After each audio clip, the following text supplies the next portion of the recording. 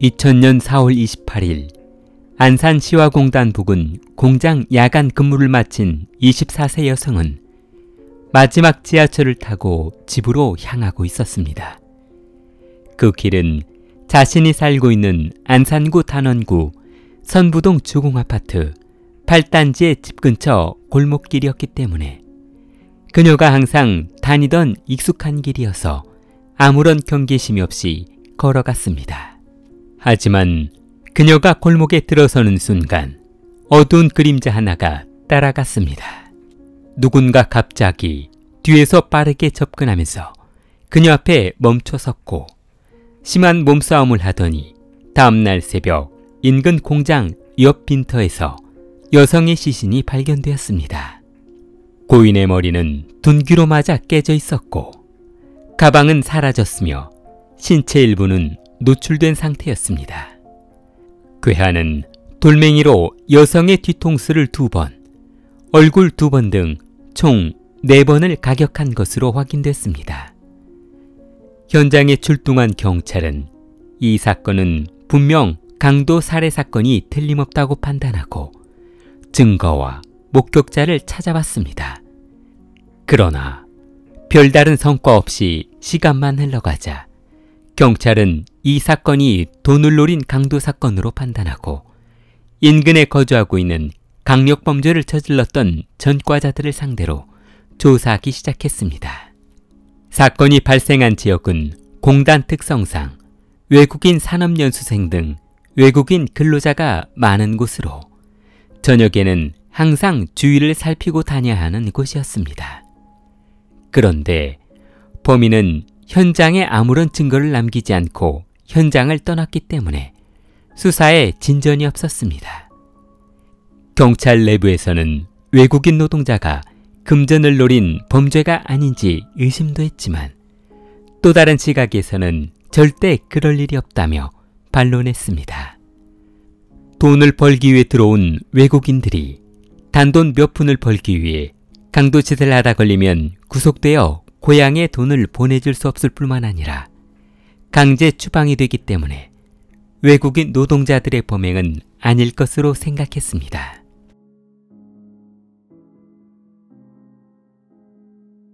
2000년 6월 19일 새벽 4시 첫 사건이 발생한 장소에서 약 1km쯤 떨어진 안산시 원곡동의 한 주유소 앞길에서 새벽 기도를 마치고 귀가하던 41세 여성 신모 씨가 집 앞 50m 거리를 앞두고 누군가에게 기습당했습니다. 머리를 둔기로 강타당한 그녀는 저항 한번 해보지 못하고 쓰러졌는데 다음 날 인근 풀숲에서 숨진 채 발견되었습니다. 시신은 노출된 상태였고 소지품은 사라졌습니다. 당시 피해자는 강도에게 현금 3만 원을 빼앗겼고 옷이 벗겨져 있어 얼마 전 발생한 사건과 아주 유사해 동일한 범인이 벌인 사건일 것으로 추측했습니다. 경찰은 그 지역에 거주하고 있는 성범죄와 유사범죄 전과자가 있는 남성들을 상대로 그날의 알리바이와 행적을 조사하기로 했습니다. 사건을 조사하고 용의자도 지목하지 못한 상태에서 며칠 지나지 않은 2000년 6월 25일 저녁 11시 40분 안산시 와동 상가 건물 1층에서 또 다른 사건이 발생했습니다. 이번 사건은 33세 여 김모 씨가 화장실에 가기 위해 문을 열고 들어가려던 순간 한 남성이 그녀를 화장실로 밀어서 집어넣은 후 쇠망치로 가격했습니다. 그런데 공간이 너무 협소해 망치를 휘두르기가 어렵고 여성의 저항이 강하자 그녀를 기절시키지 못하고 화장실에서 도망쳐 골목으로 달아나 버렸습니다. 김모 씨는 정신을 차려 경찰에 신고를 했으나 남성은 이미 도주한 후라서 현장에서는 검거하지 못하고 그녀가 보았다는 용의자의 인상착의를 바탕으로 검은 옷을 입은 남성을 추적했습니다. 그런데 사건이 발생한 지 몇 시간 뒤인 새벽 3시 45분 인근 동네로 장소를 옮긴 왕리웨이는 새로운 범행 상대를 물색하던 중 안산시의 한 노상을 혼자 걸어가고 있는 중년 여성을 목격하고 조금 전 해소하지 못했던 스트레스를 풀기 위해 34세 변모 여성을 따라가 주변에 있던 돌멩이로 그녀의 후두부와 얼굴을 가격해 현금 20만 원과 수표 3장을 빼앗아 달아났습니다. 그는 이전 사건과 같은 방법으로 범행을 저질렀으며 이번 사건도 마찬가지로 여성의 옷은 벗겨져 있었습니다. 그리고 그날 오후 10시 새로운 사건이 또 하나 발생했는데 안산시 원곡동 주택가 골목을 지나던 22세 여성 박모 씨가 괴한에게 공격을 당해 경찰이 출동하는 사건이 발생했습니다. 그녀는 최근에 안산 일대에서 연속으로 발생하고 있는 사건 때문에 귀가시 항상 주위를 경계하고 다녀 이번 사건에 치명적인 부상은 당하지 않고 무사할 수 있었습니다. 진술에 따르면 그녀가 골목길에 접어들었을 때 뒤에서 검은색 옷을 입은 남성이 뒤따라오는 듯한 느낌을 받아 걸어가면서도 뒤를 힐끗힐끗 보면서 경계를 하고 있었다고 했습니다. 그런데 그 남성이 갑자기 달려들더니 돌멩이로 그녀의 머리를 내리치려 하자 순간적으로 고개를 들어 큰 부상은 피한 박모 양은 머리 뒤쪽에 가벼운 타박상만 입고 쓰러지면서 반격을 가했습니다.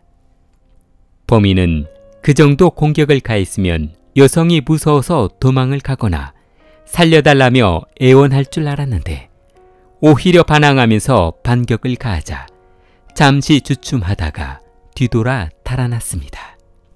가까스로 목숨을 구한 그녀는 곧바로 경찰서로 달려가 범인의 인상착의를 말해주었는데 허름한 옷차림에 키는 약 1m 70 정도 되는 키였으며 나이는 20대 초반으로 보인다고 했습니다. 체형은 아주 마른 편이었으며 짧은 시간 동안 협박을 했지만 분명한 건 한국인의 발음은 아니었고 외국인 발음에 가까웠다고 했습니다. 경찰은 생존자의 진술을 바탕으로 신장 약 1m 70에 마른 체형에 갸름한 턱선을 가진 외국인 남성을 추적하기로 했습니다. 그러나 범행에 실패해서인지 활동을 멈춰버린 용의자는 어느 곳에서도 나타나지 않았고 사건은 다시 미궁 속으로 빠져버렸습니다.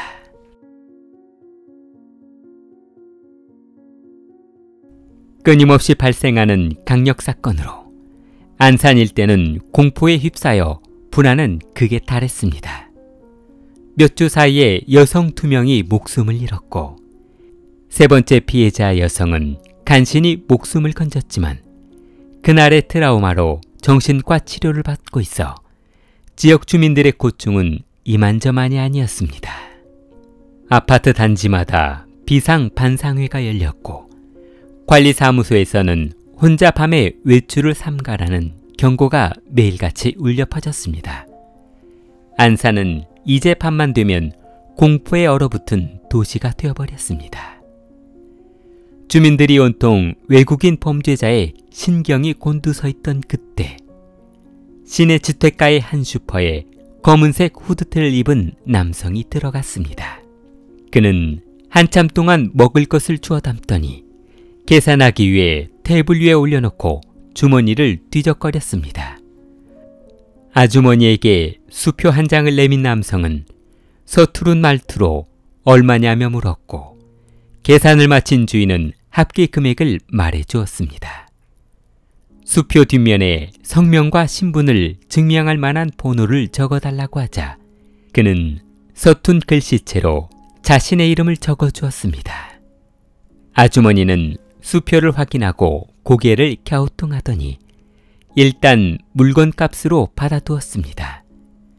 아주머니가 수표를 받으면서 사용자를 이상하게 생각했던 이유는 수표 뒷면에 서명한 남성이 자신의 이름을 흐릿한 필기체로 왕리웨이라고 적었기 때문이었습니다. 더욱 이상한 것은 그 남성이 한국어로 뭐라고 말을 했는데 잘 알아들 수가 없어 혹시 최근에 연속해서 발생하는 범인이 이 남성이 아닌가 하는 생각을 했습니다. 아주머니는 그 남성이 범인으로 의심은 하고 있었지만 최대한 눈치를 채지 못하게 행동해야 했습니다. 만약 그가 의심받는다는 생각을 한다면 자신을 그냥 놔둘 리 없었기 때문이었습니다. 2000년 7월 10일 안산 시내 한 슈퍼로부터 신고 전화를 받은 경찰은 한국어가 서툰 외국인이 사용했다는 수표를 회수해 지문 감식을 해본 결과 용의자는 1999년 산업연수생으로 한국에 입국을 했다가 도주해 불법 체류자가 된 왕리웨이인 것으로 밝혀졌습니다.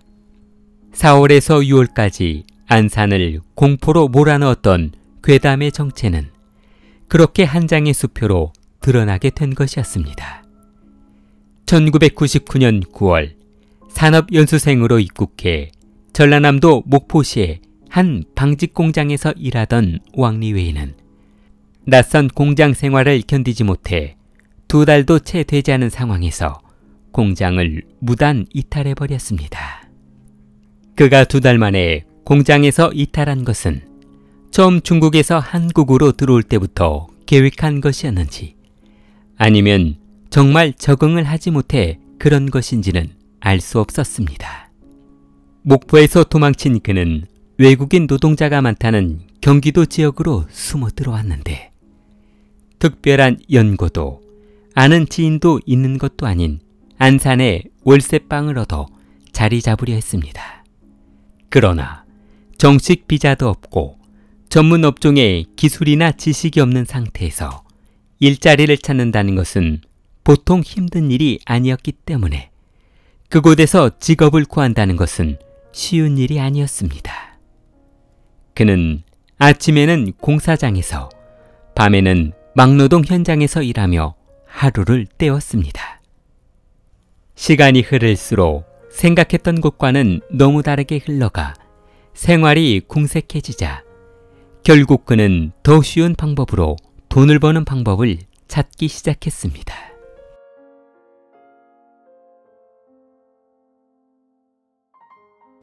왕리웨이가 처음부터 범행에 성공한 것은 아니었습니다. 이렇게 사람을 죽여가면서까지 범행을 저지를 생각도 아니었습니다. 단지 돈 몇 푼이 필요했을 뿐인데 실수했던 그날의 기억 때문에 범행 방법을 바꾼 것이 결국 이런 씻을 수 없는 과거를 만들고 말았습니다. 그의 기억에서 첫 번째 범행은 아주 끔찍하고 무서운 사건이었습니다. 왕리웨이가 처음 계획한 범죄는 끼니를 해결하기 위해서였습니다. 아무 생각 없이 목포에서 올라와 보니 직장을 구하지 못해 밥 먹을 돈이 없자 지나가는 여성의 가방을 낚아채 그 안에 있던 금품만 빼앗아 달아나는 것이 목표였습니다. 그러나 현실은 너무 달랐습니다. 골목길을 혼자 걸어가는 여성을 뒤따라가 가방을 낚아챈 그는 여성이 살려달라며 소리를 지르고 도망가자 검거될 것이 두려워 뒤도 돌아보지 않고 도망쳤습니다. 그래서 왕리웨이는 이번 사건으로 많은 것을 깨달았습니다. 살려두면 내가 잡혀갈 수 있겠구나. 어떻게 하면 경찰에 잡히지 않고 안전하게 돈을 빼앗을 수 있을까? 어두운 방 안에서 생각에 잠긴 왕리웨이는 벽구석에 놓인 녹슨 망치를 집어들고 가방에 집어넣었습니다. 실패 후 그는 결심했습니다. 다음에는 움직이지 못하게 할 거야.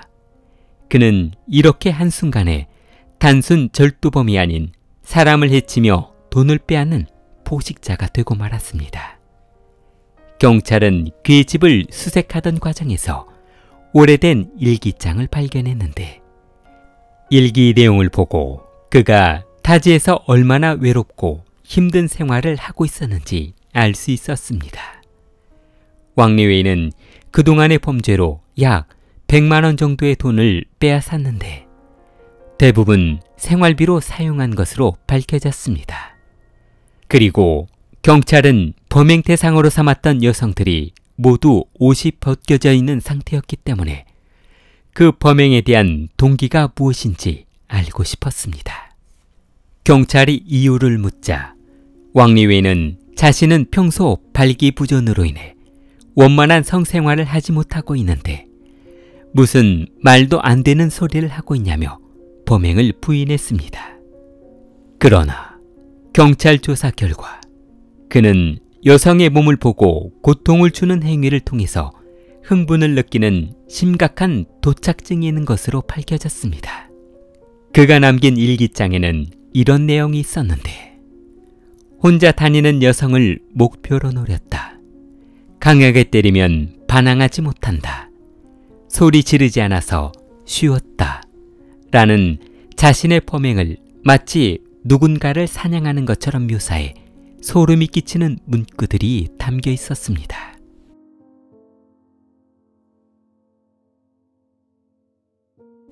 (2000년 12월 8일) 수원지방법원 앞에 승합차 한 대가 멈춰서자 수많은 기자들이 그에게 달려들었습니다.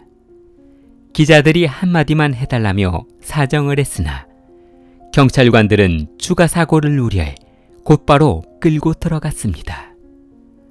법정 문이 열리자 미리 와서 대기하고 있던 방청객들은 분노하는 마음을 삭히며 빨리 재판이 시작되기만을 기다렸습니다. 수원지법 형사 11부 재판장 백춘기는 개인의 탐욕과 성적 호기심을 충족시키기 위해 무고한 부녀자들의 생명과 안전을 잔혹하게 짓밟음으로써 피해자들과 유족에게 회복할 수 없는 충격과 고통을 주었다며 사형을 선고했습니다. 2건의 살인사건, 8건의 여성폭행 미수, 그리고 강도 사건, 살인도구는 돌멩이였으며 피해자는 모두 힘없는 여성이었습니다. 이런 사람은 사회에 있을 수 없습니다. 왕리웨이에게 사형을 선고합니다. 재판이 시작되었고 판결의 요지는 다음과 같았습니다. 그는 계획성은 없었지만 잔혹했고 반복적으로 여성만을 노렸습니다. 사회로부터 완전한 격리가 필요합니다. 수원지법 1심 재판부의 판결문입니다. 판결이 내려졌으나 그는 눈물도 보이지 않았고 유가족을 향한 사과도 반성도 없었습니다. 그는 냉정했고 고개도 숙이지 않은 채 빳빳하게 목에 힘을 주고 똑바로 전방을 주시했습니다. 판결이 확정되자 시민들의 분노는 폭발했습니다. 외국인 연수생에게 인권만 주고 범죄 감시는 없었다며 국민들의 항의가 빗발쳤고 국회는 외국인 범죄자 추방과 범죄자 관리 시스템 논의에 착수했습니다. 2024년 기준 왕리웨이는 현재도 사형수 신분으로 복역 중이며 대한민국에서 조선족을 제외한 유일하게 사형이 확정된 외국인이었습니다. 그의 이름은 여전히 교도소 최상단에 적혀 있습니다. 왕리웨이를 검거했을 당시 그의 집에서 발견된 일기장은 수십 장 분량의 일기가 한국어로 적혀져 있었는데 그가 하루도 빠지지 않고 일기를 작성한 이유는 바로 범행에 대한 기억과 의도, 타깃의 설정을 적어놓기 위해서였습니다. 그의 일기장에서 발견된 소름 돋는 문구들이 눈에 들어옵니다. 그 여자는 혼자였다. 그게 내가 마음을 놓을 수 있는 이유였다. 타깃을 설정하는 방식은 철저하게 혼자 걷는 여성만을 노렸는데 특히 손에 가방을 든 여성과 이어폰을 귀에 꼽고 걷는 여성, 주위를 경계하지 않고 걸어가는 여성이 가장 안전한 표적이라 판단했습니다. 목표물이 눈치챌 수 없게 뒤따라가며 똑같이 걸어가는 방식이었습니다. 그냥 행인처럼 보이는 것이 상대방을 안심시키는 가장 좋은 방법이었습니다. 2001년 6월 12일 왕리웨이는 우울증을 이유로 즉각 항소했지만 항소심을 맡은 서울고등법원 형사 5부 이종찬 부장판사는 원심대로 사형을 선고했습니다. 항소심에서 중형을 받은 외국인 범죄자에게 다소 이례적인 판결이었습니다. 프로파일러들은 그를 성도착을 넘어 여성의 생명 자체를 통제하고 싶어하는 남자로 평가했습니다. 그에게 여성은 인격체가 아니었고 오직 지배할 도구일 뿐이었습니다. 범죄는 국적을 가리지 않습니다. 중요한 건 우리가 이 사건을 어떻게 기억하고 대응하고 있는가입니다. 범행을 계획한 자의 계획을 막을 수는 없습니다. 하지만 계획을 실천하는 과정을 발견한다면 최소한의 피해는 막을 수 있지 않을까요? 안전불감. 지금도 우리의 밤거리는 안전하다고 생각하지만 당신의 가족 중 한 명이 밤길을 걷는다면 과연 안심하고 잠을 잘 수 있을까요? 꼭 누군가가 죽어야만 사건이 해결되고 사건이 발생되기 전에 막을 수는 없을까요? 본 영상은 2000년 발생한 실화 사건을 기반으로 왕리웨이 연쇄살인 사건을 만든 영상입니다. 피해자의 정보를 보호하기 위해 실명 및 개인정보는 비공개 처리되었으며 저작권 및 명예훼손 문제가 없도록 구성했습니다. 길리를 사랑하는 마음을 좋아요와 구독으로 표현해보세요. 길리였습니다.